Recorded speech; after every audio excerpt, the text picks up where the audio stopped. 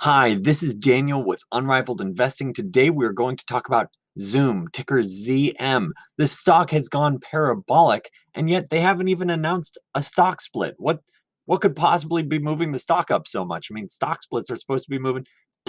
That is a finance joke. That's actually right below dad jokes in the hierarchy of jokes, because stock splits is like taking a pizza pie and cutting it up from 8 slices to 16. It shouldn't cause stocks to go up, yet that's what's going on in the market right now.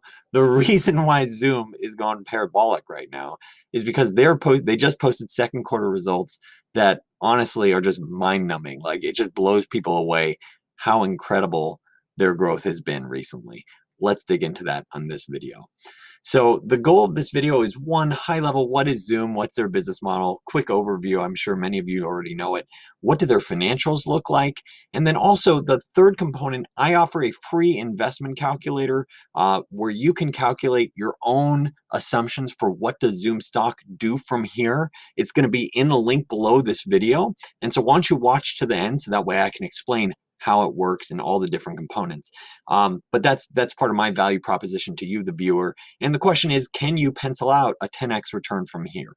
Before digging in, if you like learning about companies that can go up hundreds or even thousands of percent, hit that subscribe button. You can also go to unrivaledinvesting.com to find out what I'm personally buying in my portfolio. Click on a journey from unrivaledinvesting.com, and that shows, what am I buying, what am I selling, what am I holding in each month, and why. And also, if you're already a subscriber and you subscribe to this channel, feel free to drop a comment about, here are some stocks that I really like, or I'd like you to take a look at, and I will respond to you, and I'll probably even do a video about it. So let's jump in onto Zoom. So what is Zoom, ticker ZM? Zoom is a rapidly growing video conferencing platform. They call out, here's the description from their website. They're offering frictionless video, voice, chat, and content sharing to enable face-to-face video experiences. In the era of COVID, they are enabling person-to-person meetings without actually being in person. They're enabling the video conferences that are so critical. And the reality is, when you consider all the other solutions that are out there, they do have a frictionless experience. They do offer an experience that is better than the other players. It really is that much easier to just click and have a Zoom call going. But how does Zoom make any money? And the answer is, they have these different tiered plans based on what type of company is using it. You can see that there's free, where there it's free, but you only get 40 minutes for max group meetings, and then it just automatically closes out. If you want to have the illusion of being professional, you obviously can't do that, because you might have meetings that go beyond 40 minutes. Next up, you have these different tiers: $150, $200, $200. Now keep in mind, this is actually pretty rich. I just did a video on Slack, and you can compare that this is actually much more than what you are looking at on a per user basis per year. So it does reflect that they're really in a sweet spot where they're able to charge, a full price for anyone that needs to have, video services. And so this is, there really is a demand for it right now. How do their financials look in the era of COVID? And COVID, it's stunning. COVID has dramatically accelerated their business. You can see the second quarter results over the last 2 years going from 75 million to 146 million to 663 million in the second quarter of 2020, going from nearly 100% growth last year to 355% growth this year. You see their gross margins still range from 80 to 70%. I'd honestly, if I were a shareholder, I'd want to dig in a little more to understand that a little better. Like, why is it heading in the wrong direction? Is that customer support investments? But this is a really important lesson for any investor. When you see a company with really high gross margins, so that's after, including the cost of sales, that means if you get scale, you get size, you should be able to get nice operating margins. So when you factor in research and sales costs, so as a business grows, you should be able to get nice fat operating margins. And that's what you're seeing here, where historically they were effectively break even on an operating margin perspective. And now in the second quarter, they just crushed it, nearly 30% operating margins. That's the operating leverage that I would expect to see for a company getting to scale that has really high gross margins like they do, 70 to 80% gross margins. So you can see that based on the second quarter results, you can see what the annualized figures are. $2.7 billion in revenue for 2020 based on an annualized rate, implying a little under $1 billion in operating profit. That's before taxes. But this is giving you a perspective of what their financials have looked like. As you've seen this dramatic acceleration during 2020, during the era of COVID, how has the stock performed? And it's been on fire. It's up nearly 500%, and it's gone parabolic. You can see, like, was high 60s at the start of this year, and now it's quickly approaching 400. And that's literally what it did after they reported second quarter numbers. Stock went parabolic right after they reported numbers. People are just blown away by their continued growth. But whenever you're looking at growth, that is rear view mirror. And if you're investing, you are driving that ship, you're driving that car, whatever the analogy is, you're driving forward, not backwards. So you need to be looking at the front window, not the rear view mirror. And so you need to think about, where are we going from here, not where have we been. So what about the return from here? How do we think about that? And there's a lot of thoughts that go into thinking about the risk reward for Zoom from here. First, you need to think about, what's their future growth from here. It's, from my perspective, it is really, really, really tough to pencil out what the next few years look like, as COVID really has had a binary impact on demand. And you can see this. Management had a conference call earlier this year, just a month or two ago, where they effectively talked about, and you can see the clip here, going from 3% work from home to pretty much 100% for whoever can. And that's obviously been like a binary impact. So to model out, like, hey, you're going to have another 100% growth next year, I'm not so sure about that. Like, I would be very skeptical that this level of growth can be sustained, even anywhere near this level, because it really is like a switch. Like, hey, let's go from 3% work from home to as many as possible. So that's the first part. And how much demand was pulled forward? Is there potential that actually you have flat growth in the years ahead? I don't know. It's tough to pencil this out. And then lastly, do they have an unrivaled value proposition? That's the lens I look at every investment. And honestly, that's how I toss out 95% of the companies that I look at. Because if you're not unrivaled, then you don't have the right to win long term. You want to be unrivaled. You want to dominate a sector. And so far, it seems like they are unrivaled, just based on their growth, the seamless experience. But is it possible that Google ups their game? Is it possible that some sort of combination of Slack and Microsoft Teams, does a better job to encroach in their territory? And you see that Google is actively trying to push, their Google Meet in Gmail. So now in Gmail, it's that much easier to create video conferences. Honestly, I've used Google Meet and I don't get it. Like, Google, you're worth hundreds of billions of dollars and you still have an inferior product. Like, up your game. If the Google engineer is watching this, just clone Zoom.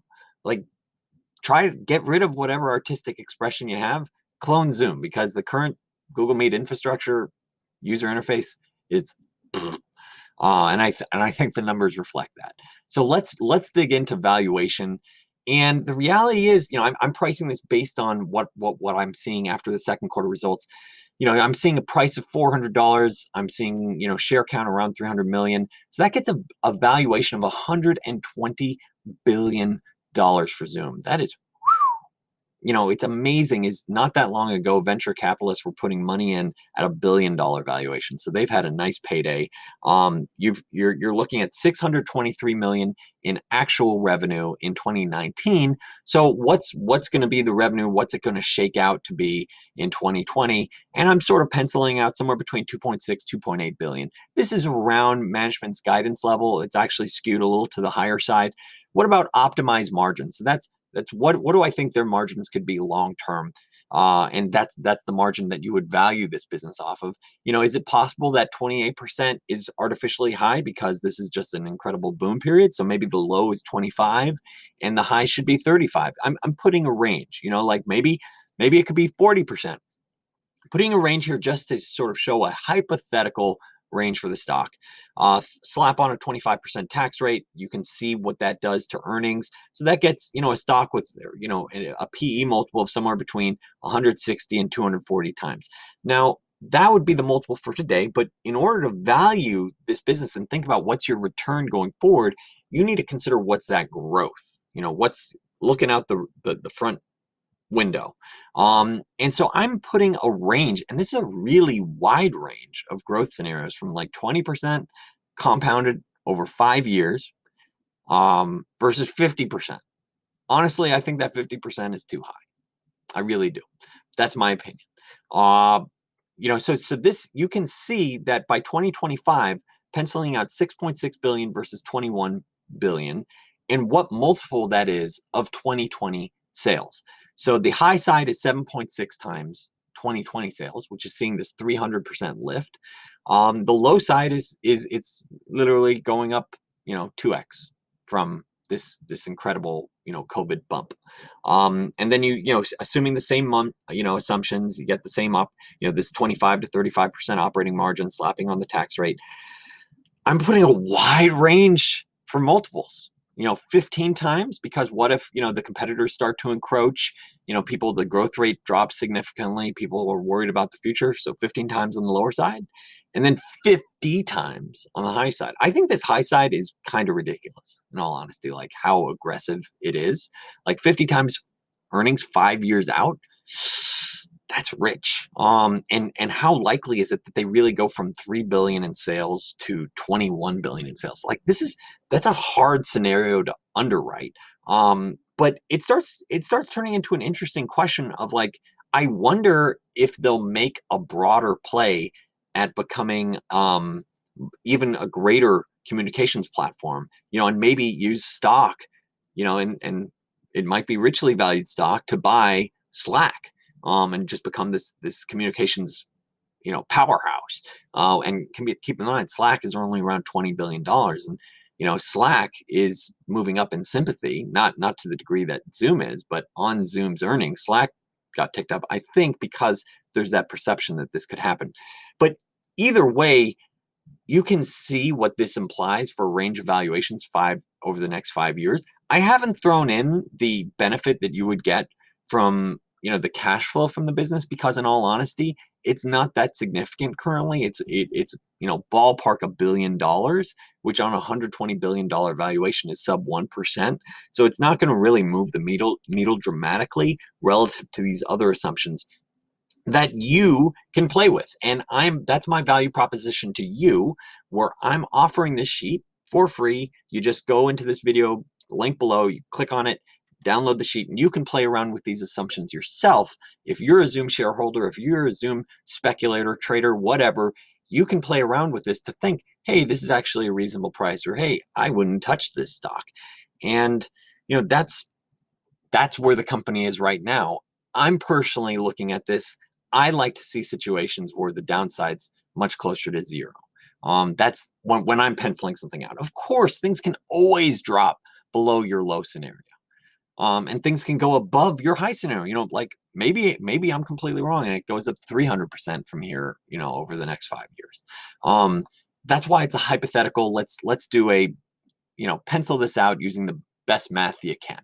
Of course, it can go higher and lower. But I personally like to see scenarios where I'm penciling out close to zero over 5 years and a lot of upside, potential as well. That's the lose, I don't lose that much, win, I potentially win a lot scenario, heads I win, tails I win scenarios. But if you're interested in what I actually am funding to buy, or buying each month, or holding each month, because I think the risk reward's a lot better, go to unrivaledinvesting.com, click on Journey. And also, in addition to looking at my portfolio with a monthly update, your patronage enables the production of these unrivaled investing educational videos. So for everyone that's already a paid subscriber, thank you so much. And for those interested in seeing what I'm buying and selling, what I'm holding, and the rationale, go to unrivaledinvesting.com, click on that Journey button. And if you enjoyed this video, hit subscribe. And if you're already a subscriber, hit that like button. Thanks so much.